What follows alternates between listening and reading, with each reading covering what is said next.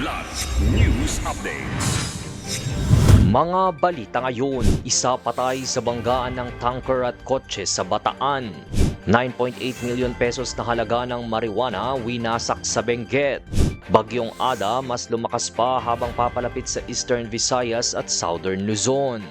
Ako po si Cesar Sorian para ihatid ang mga nangunang balita sa buong kapuluan ngayon. Patay ang isang babae habang hindi bababa sa 3 ang sugatan sa salpukan ng isang fuel tanker truck at isang kotse sa Roman Highway, Barangay Puting Buhangin, Orion, Bataan kahapon January 16.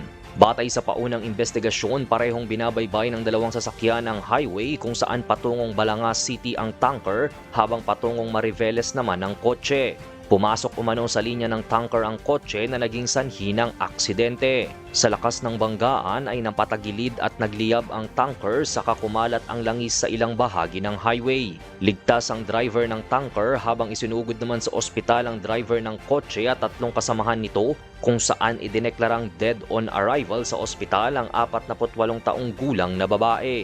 Patuloy pa rin ang investigasyon ng Bataan PNP sa insidente kung saan tinuturing na human error ang sanhi ng banggaan. Kilo-kilong pinatuyong dahon ng marijuana ang sinira at sinunog ng Police Regional Office Cordillera at PIDEA car sa Camp Major Bado Dangwa sa La Trinidad, Benguet kahapon January 16. Aabot sa 82,000 grams ng tuyong marijuana stocks na may dahon at fruiting tops ang winasak ng mga otoridad na nagkakahalaga ng mahigit 9.8 million pesos. Ayon sa ulat, ang mga nasabing droga ay nasabat noong October 6 ng nakaraang taon sa isang checkpoint operation sa Kibungan, Benguet. Ayon sa ProCar, isinagawa ang agarang pagsira upang matiyak ang transparency at maiwasan ang muling pagkalat ng ilegal na droga. Samantala, hinikayat din nila ang publiko na makiisa sa kampanya laban sa droga para sa ligtas at mapayapang komunidad. Mas lumakas pa ang bagyong Ada habang papalapit ito sa lupa ayon sa huling report ng Pag-asa ngayong araw.